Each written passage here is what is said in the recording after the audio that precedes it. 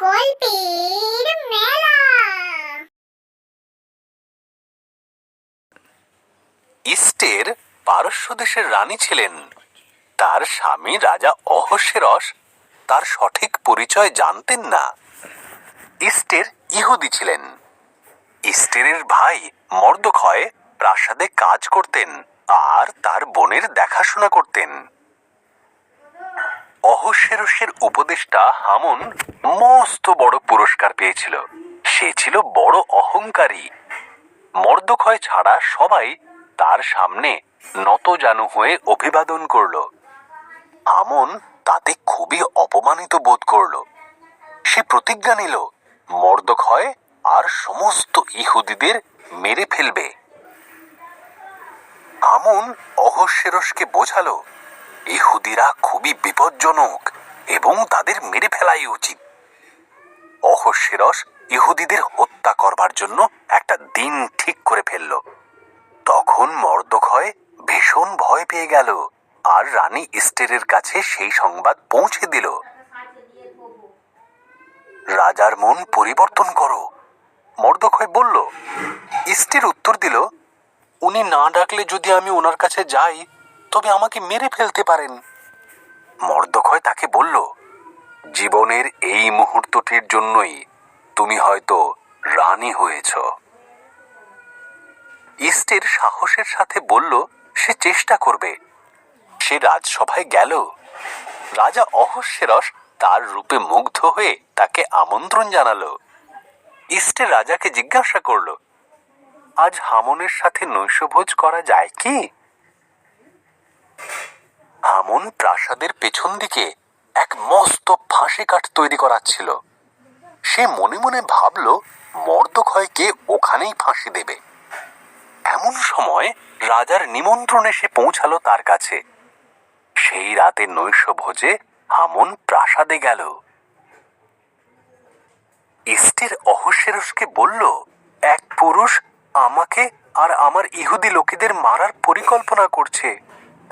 তিনি জিজ্ঞাসা করলেন, এই কাজ কে করতে পারে? ইস্টের বলল, এই মন্দ লোক হামন। হামন? রক্ষীরা ওকে মেরে ফেলো। মর্দখয়কে মারার জন্য যে ফাঁসি কাঠ হামন তৈরি করিয়েছিল সেইখানে তাকেই ফাঁসি দেওয়া হলো। ইস্টেরের জন্যই সে যাত্রায় ইহুদিরা রক্ষা পেয়েছিল। তারা এক মহাভোজের আয়োজন করল, যা তারা আজও পালন করে। পারস্যের রাজা অহস্যেরসের পানপাত্র বাহক ছিল নহিমীয়। একদিন সে শুনতে পেল জেরুসালেম ধ্বংস হয়ে গেছে আর তার মিত্ররা খুব বিপদে পড়েছে। সে ঈশ্বরের কাছে সাহায্য চাইল। ঈশ্বর নহিমীয়কে সাহস দিলেন যাতে সে গিয়ে রাজা অহস্যেরসকে সব বলতে পারে। নহিমীয় জিজ্ঞাসা করল, জেরুসালেমে গিয়ে সে ভেঙে পড়া দেওয়ালটা আবার বানিয়ে দিতে পারে কিনা। অহস্যেরস রাজি হলেন। নহিমীয় জেরুসালেম রওনা হয়ে গেল। নহিমীয় জেরুসালেম ঘুরে দেখল। সে যা শুনেছিল অবস্থা তার চেয়েও আরো খারাপ ছিল। সে দেশের মানুষকে বলল, কাজটা খুবই কঠিন, কিন্তু ঈশ্বরের সাহায্যে আমরা দেওয়ালগুলো আবার তৈরি করে ফেলব। প্রত্যেকে পরিবার নিয়ে ও দল তৈরি করে কাজ শুরু করে দিল এবং প্রথমে তারা দরজাগুলো ঠিক করতে শুরু করলো। তারা মেষ দরজা, মাছ দরজা, মুসুল্লমের দরজা এবং অন্যান্য দরজা মেরামত করলো। তারপর তারা দেওয়াল গড়ার কাজে হাত দিল। প্রথমে তাদের শত্রুরা হাসল, কিন্তু দেওয়াল যত উঁচু হতে লাগলো তারা তৈরি হতে লাগলো আক্রমণের জন্য। তখন ঈশ্বরের প্রজারা এক হাতে দেওয়াল বানাতে লাগলো, আরেক হাতে অস্ত্র রাখলো লড়াই করার জন্য। মাত্র 52 দিনের মধ্যে দেওয়াল গাঁথা শেষ হলো। যাজক ইশরা ঈশ্বরের আইন সকলকে পড়ে শোনালো।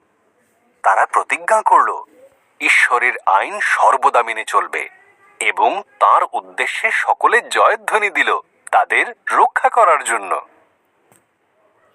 এইরকমই নতুন নতুন ভিডিও পাওয়ার জন্য আমাদের চ্যানেলটিকে সাবস্ক্রাইব করুন এবং লাইক, কমেন্ট এন্ড শেয়ার করতে ভুলো না বন্ধুরা।